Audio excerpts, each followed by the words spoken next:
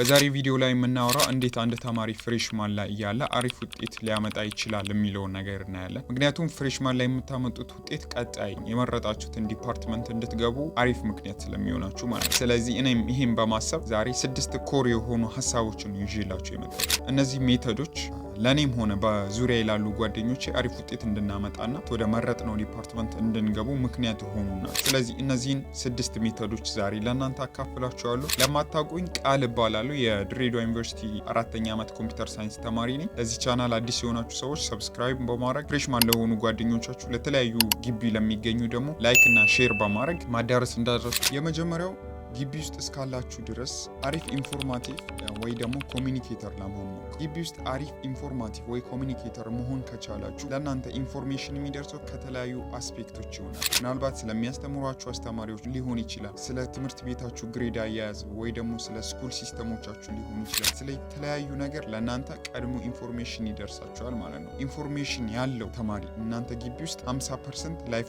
ቀላል እንደሆነለት አስታውሱ እና ፕላስ ደግሞ አሪፍ ኮሚኒኬተር የምትሆኑ ከሆነ ከብዙ አይነት የተለያዩ ተማሪዎች ጋር ነው ኮሚኒኬት መፍጠር መግባባት የምትችሉት ማለት ነው። እና ጊዜው ገና ነው ሆነ ሳምቲንግ ለመጠየቅ አንድን ተማሪ ሲኒየሮቻችሁ ሊሆን ይችላል ሰዓቱ አልደረሰም የሚባል ነገር የለም። ወደፊት ስለምትገቡበት ዲፓርትመንት ኢንፎርሜሽን ለመሰብሰብ ግቢ ውስጥ አሪፍ ኢንፎርሜሽን ያለው ሰው በቀላሉ ነገሮችን ሊያደርግ ሊያሳካም ይችላል። እና ሌላው ከሪፖቻችሁ ጋር በጣም በቅርበት ለመስራት ሞክሩ። በጣም ኮሚኒኬተር ሆኑ፣ ለሪፖቻችሁ የቀረባችሁ። ምክንያቱም ከሪፖቻችሁ ጋር ቅርብ የሆኑ ልጆች በጣም ተጠቃሚ ናቸው። የፈተና ሰሞን ፈተና የሚወጣ የትኛውን ፓርት በጣም ቢያነቡ ፈተና ኢፌክቲቭሊ ሊሰሩ እንደሚችሉ ሪፖች ቲቸሮችን ደውለው ነው የሚጠይቁ። እናንተ ያን ኢንፎርሜሽን የምታገኙ ከሆነ እንደ ሌሎቹ በጣም ዲግ ማድረግ አይጠበቅባችሁም ኤግዛም ላይ ማለት ነው። ኪፕ ኢን ማይንድ ዲስ ዋን። ሁለተኛው ኤግዛም ሜቶዶችን ማወቅ። ሁሉም ዩኒቨርሲቲዎች ውስጥ በሚባል ደረጃ በየአመቱ አዲስ የሚወጣ ኤግዛም የለም። የተወሰኑ ዩኒቨርሲቲዎች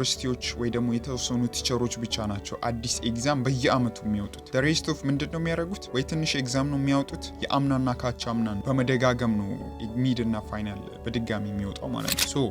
እናንተ ትንሽ የተወሰነ በማንበብ የአምናና ካቻምና ኤግዛሞችን በጥልቀት የምትሰሯቸው ከሆነ ትረስሚ ውጤታችሁ ከ3.5 እና እስከ 4 የማይመጣበት ምንም ምክንያት የለም። እዚህ ኤግዛም ሜተር ላይ አንድ ልሰጣችሁ የምፈልገው በጣም ወሳኝ ሂንት አለ። እሱ ምንድነው? ኤግዛም ሲባል የሚያደርጉት አንድ ትልቁ ስህተት ምንድነው? የተለያዩ ዩኒቨርሲቲዎች ኤግዛሞችን ለመስራት ይሞክራሉ። ለምሳሌ ሁሉም ግቢው የራሱ ስኬጁል ነው የሚከተል። ለምሳሌ ሀረማያ ዩኒቨርሲቲ ሚድ ኤግዛም የሚፈትነው ከ5 እስከ 10 ቢሆን እና ድሬዳዋ ዩኒቨርሲቲ ደግሞ ሬስት ኦፍ ከ10 እስከ 15 ቢሆን ቀድሞ ሀረማያ ወጥቶ የነበረው ኤግዛም ለድሬዳዋ ዩኒቨርሲቲዎች ሲደርስ ይሄ ፈተና ሊመጣ ይችላል በሚል ሀረማያውን ኤግዛም ሙሉ ይሰሩታል ማለት ነው። ኤግዛም ላይ በሚቀርቡበት ሰዓት ፈተናው ሰማይና ምድር የመሆን ቻንስ አለው።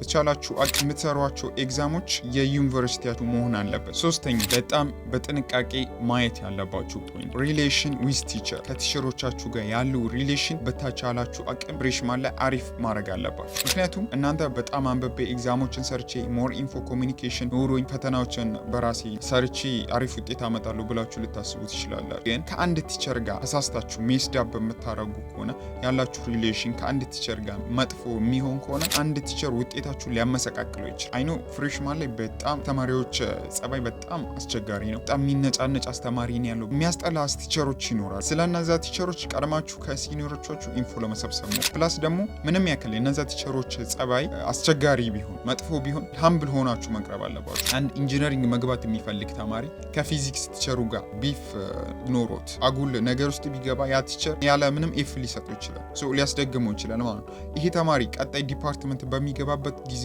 ሁሉንም ኮርሶች ድሮፕ እያደረገ የመሄድ ቻንስ አለው ማለት ነው። ኢንጂነሪንግ ገብቶ ፊዚክስ ሜጀር ኮርስ ስለሆነ አሪፍ ውጤት ያሌለው ተማሪ ሲጀመር ወደ ኢንጂነሪንግ መግባትም አይችልም። ሲቀጥል ደግሞ ከገባ ራሱ ኮርሶች ድሮፕ እያደረገ በመጨረሻ አመት አንድ ሴሚስተር ሙሉ የሚሆን ኮርስ ሊቀረው ይችላል ማለት ነው። ሌሎቹ ተመርቀው ሲወጡ እሱ በተጨማሪ አንድ ሴሚስተር ራሱ ላይ የመጨመር እንትን አለው ማለት ነው። ቲቸሮችን ፖላይትሊ በቃ ጀስት ፖላይትሊ ሊትይዟቸው ይገባል። እና የትኛው ቲቸር አቴንዳንስ ላይ ሞር ፎከስ ያደርጋል፣ የትኛው ቲቸር ስለ አቴንዳንስ ኬር አያደርግም የሚሉ ነገሮች ራሱ ኢንፎ ብታገኙ በጣም አሪፍ ነው ባይ ነው። አራተኛው ሪዲንግ ስታይል ነው። በተቻላችሁ ለራሴ ይገባኛል የምትሉት ሜቶዶች ብቻ ለመጠቀም ሞክሩ። አብዛኛው ፍሬሽማን ተማሪ በጣም ሳክሳው ነው ግቢ ላይ ሲገባ ማለት በጣም ፍሬሽማን ላይ ለማጥናት በጣም ይሞክራል። ክላስ ውስጥ በጣም ተፍ ይላል።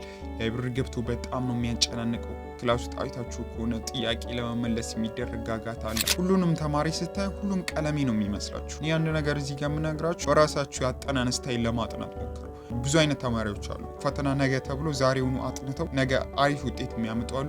ደግሞ ፈተና ወር 2 ወር ብሎ ጀምረው ደግሞ እንደዛው ደግሞ የማይሰሩ ሁላ ራሳችሁን ያጠናን ሪዲንግ ስታይል ለመከተል ነው። እዚህ ለአንድ ሂንት የምሰጣችሁ ጠቃሚ ነው ሙለው ሞጁሉን ከፍታችሁ ከማንበባችሁ በፊት ታነቡት ቶፒክ የተሰሩ ቪዲዮዎችን ሃይላይት ብታዩ ቪዲዮዎችን ከዛ በኋላ ሃንድአውቱን ከፍታችሁ የምታነቡ ከሆነ በጣም ኢፌክቲቭ የሆነ ሪዲንግ ስታይል ነው እና የተቻላችሁ አቅም የሆነ የሰሟንን ሪዲንግ ስታይል ለመከተል እንዳሞክሩ። አምስተኛው ምንድነው? ከሁሉም አስቀድማችሁ ስለምትወስዷቸው ኮርሶች ክሬዲት አወር መጠን ለማወቅ ሞክሩ። ለሁሉም እኩል መጨናነቅ አይገባችሁም።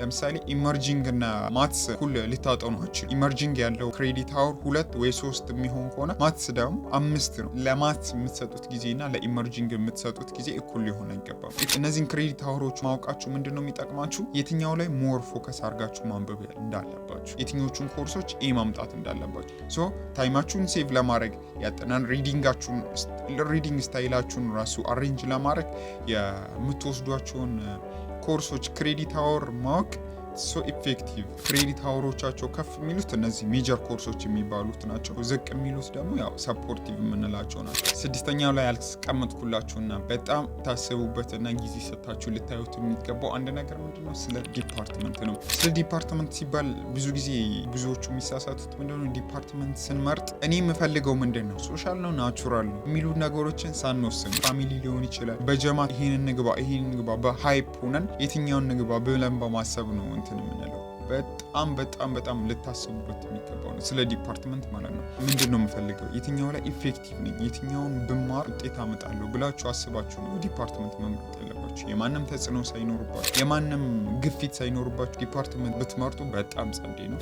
ለዛሬ ያስኩላችሁ ፖይንቶች እነዚህን ይመስላሉ። ሀሳባችሁን ኮመንት ላይ ማስቀመጥ እንዳረሱ፣ ለብዙዎቹ ደግሞ እንዲደርስ ላይክ እና ሼር ማድረግ እንዳረሱ። ለዛሬ ያስኩላችሁ ይህን ይመስል ነበር። ይመቻችሁ።